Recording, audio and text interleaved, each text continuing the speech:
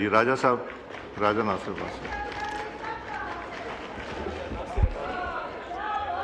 بسم اللہ الرحمن الرحیم۔ شکریہ جناب اسپیکر صاحب۔ اس وقت دنیا انتہائی حساس دور سے گزر رہی ہے۔ میرے خیال میں سیکنڈ ورلڈ وار کے بعد اتنا حساس دور دنیا میں نہیں گزرا ہوگا کہ جب دنیا کے بنائے ہوئے جتنے بھی قوانین تھے، یونائٹڈ نیشن ہو، باقی سارے بلڈوز ہو رہے ہیں۔ ایک طاقتور آدمی سمجھتا ہے کہ میرے پاس ان لمیٹڈ پاور ہے ملٹری، میں جو چاہوں گا اپنی طاقت کے بل بوتے پر کروں گا۔ میں آپ کی توجہ یہ مسئلہ جو بھی اٹھانے لگا ہوں، میرے خیال میں یہ میرا نہیں ہے، یہ ہم سب کا مسئلہ ہے۔ جو ٹریجری بینچز پر بیٹھے ہیں ان کا بھی مسئلہ ہے، ہمارا بھی ہے، آپ کا بھی ہے۔ ہر ایمان رکھنے والے انسان کا یہ مسئلہ ہے، ہر بات ضمیر کا مسئلہ ہے، اور ہر وہ شخص جو ظلم سے نفرت کرتا ہے اس کا مسئلہ ہے۔ جناب والا، غزہ جو مقاومت کی سرزمین، مظلوموں کی سرزمین، جو 365 مربع کلومیٹر کا علاقہ ایک کھلا اور اوپن زندان تھا جس کی چھت نہیں تھی، آئے دن جن کو مارا جا رہا تھا، وہ جب سے اس علاقے کے اندر سیونسٹ آئے ہیں اپنی آزادی کی جنگ لڑ رہے ہیں، اور وہ لیجیٹیمیٹ لڑائی ہے ان کی۔ ہر کوئی کہتا ہے اگر کوئی قابض آ جائے آپ کی زمینوں پر، آپ کے علاقوں پر قبضہ کر جائے تو آپ اس کو لڑ سکتے ہیں، اس کے خلاف اسلحہ استعمال کر سکتے ہیں، یہ آزادی اور حریت کی تحریک کرائے گی۔ اس وقت آپ جانتے ہیں کہ جو غزہ میں نسل کشی ہوئی، بچوں کو، عورتوں کو قتل عام کیا گیا، بے گناہوں کو مارا گیا، کالج، یونیورسٹیز، سکول سب تباہ و برباد کیے گئے، اسپتال تباہ و برباد کیے گئے۔ ایک ایسا شخص جس کو نیشنل جو ورلڈ کورٹ ہے انصاف کا، اس نے دہشت گرد ڈکلیئر کیا اس کو، نیتن یاہو۔ جو کام نیتن یاہو نہیں کر سکا، وہ ڈسمینٹل نہیں کر سکا ان کو، آرمز نہیں لے سکا ان سے، حماس سے اور جہاد سے، اس کام کو کرنے کے لیے امن بورڈ کے نام پر، پیس بورڈ کے نام پر ایک ایسا کام شروع ہوا ہے جو ان کی آزادی اور حریت کو کچلے گا، ان کے ہاتھ سے اسلحہ لے گا تاکہ جس طرح سے ان کو مارا جائے ماریں۔ آپ کو معلوم ہے کہ نیتن یاہو کسی قانون کو نہیں مانتا، جہاں چاہتا ہے حملہ کرتا ہے۔ آپ کے سامنے قطر پر حملہ، آپ کے واضح ہے کہ وہاں پر پیس کے لیے، امن کے لیے لوگ آئے ہوئے تھے بات چیت کرنے کے لیے، اور وہاں سے ہٹ کیا، اٹیک کیا۔ ایران پر اس نے حملہ کیا، اور ابھی بھی خود کتنی انکروچمنٹ کر رہے ہیں، ہر آئے دن شام کے اوپر حملہ کرتا ہے اور وہاں ان کی زمینوں پر قبضے کر رہے ہیں اور آگے بڑھ رہا ہے۔ لبنان پر آئے دن حملہ کرتا ہے۔ ایک انتہائی فاشسٹ رجیم ہے، اور ہم جا رہے ہیں وہاں پر پیس بورڈ کے نام پر، امن بورڈ کے نام پر۔ اس کے اندر اتنی کیا اسے کہتے ہیں کہ مسائل ہیں۔ نمبر 1، پاکستان دنیا کا ایک باوقار مسلم ملک ہے، ہمارا امیج تباہ و برباد ہو رہا ہے دنیا کے اندر کہ ہم اس کا حصہ بن گئے ہیں۔ نہ پارلیمنٹ میں کوئی بات چیت ہوئی ہے، نہ ہمارے درمیان بات چیت ہوئی ہے، کسی سے نہیں پوچھا گیا، اس کے حوالے سے کچھ بتایا ہی نہیں گیا۔ مخفی منصوبہ جس کو انہوں نے خود بھی اعلان نہیں کیا ہے، ابھی لیکس کے تحت آیا ہوا ہے۔ آپ دیکھیں کہ وہاں پر بھی فلسطینیوں کی ریپرزنٹیشن نہیں ہے۔ وہاں پر اس وقت جو صورتحال ہے، نمبر 1، اس بورڈ کا امریکی صدر تا حیات ہیڈ ہوگا، جو لوگ تا حیات ہوگا، کوئی ایز اے پریزیڈنٹ نہیں، as a mister Donald Trump اس کا ہیڈ ہوگا۔ اس کو کس نے حق دیا ہے کہ وہاں آئے مسلمانوں کی سرزمین پر ایک بورڈ بنا کر مسلط ہو جائے؟ نمبر 1۔ نمبر 2، وہ جس کو چاہے گا لائے گا، جس کو چاہے گا لے جائے گا۔ اسی طرح سے وہاں پر جو اس وقت ہو رہا ہے، یونائٹڈ نیشن کے ادارے کو کمزور کیا جا رہا ہے۔ آپ کے اپنے ساتھی چائنا، برطانیہ، فرانس اور اس طرح کے ممالک اس کا ساتھ نہیں دے رہے، اور ہم بھاگ کے جا رہے ساتھ دے رہے ہیں۔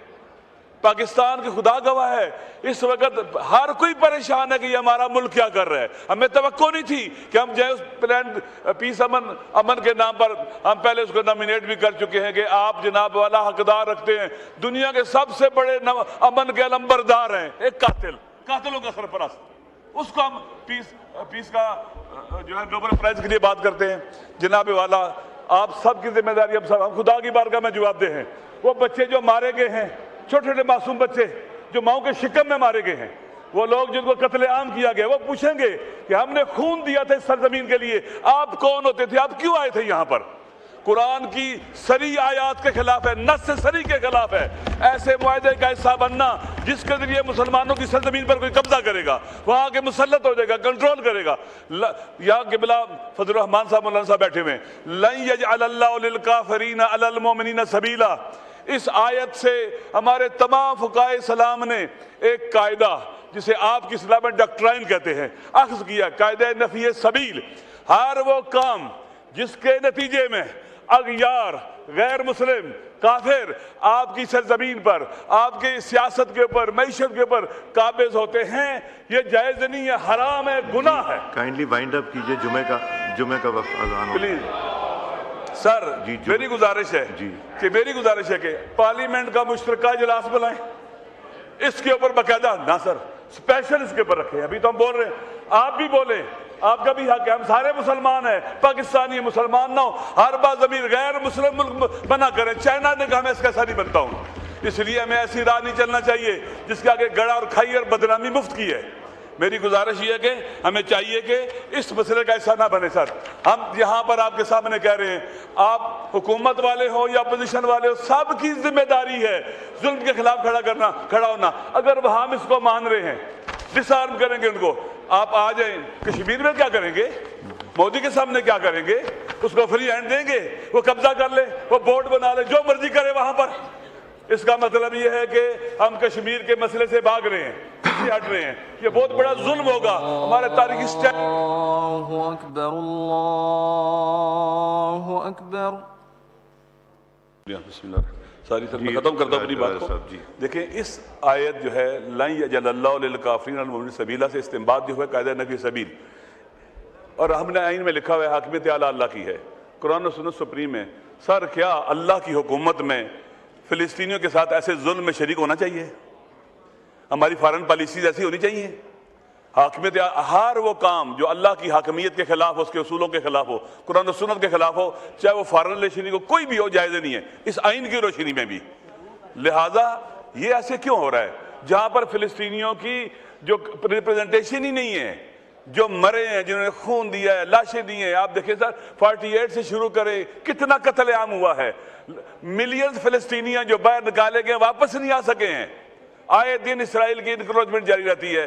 انٹرنیشنل جسٹس کورٹ نے اس کو دہشت گرد ڈکلیئر کیا ہے، اور نہ تو یہ چاہیے تھا ہم وہاں جانے کے بجائے یہاں پر متفقہ جو مشترکہ اجلاس میں اس میں ہم نیتن یاہو کو دہشت گرد ڈکلیئر کرتے، نسل کش اور قاتل ڈکلیئر کرتے، اس سے ہماری عزت بڑھتی ہے۔ ہم ایٹمی ملک، ہمیں کس سے نہیں ڈرنا چاہیے، لیکن ہم جائز کے جائیں وہاں پر، ہمیں پتہ ہی نہیں اس میں کیا لکھا ہوا ہے۔ آپ کو پتہ ہے، کسی کو پتہ ہے جو چارٹر لکھا گیا ہے اس میں کیا لکھا ہوا ہے؟ کسی کو پتہ ہے کیسے کام ہوگا؟ کچھ لیکس آئی ہیں بس چھوٹی سی، اس میں کچھ بھی نہیں ہے، ہمیں پتہ ہی نہیں ہے، بیان ہی نہیں کیا گیا ہے۔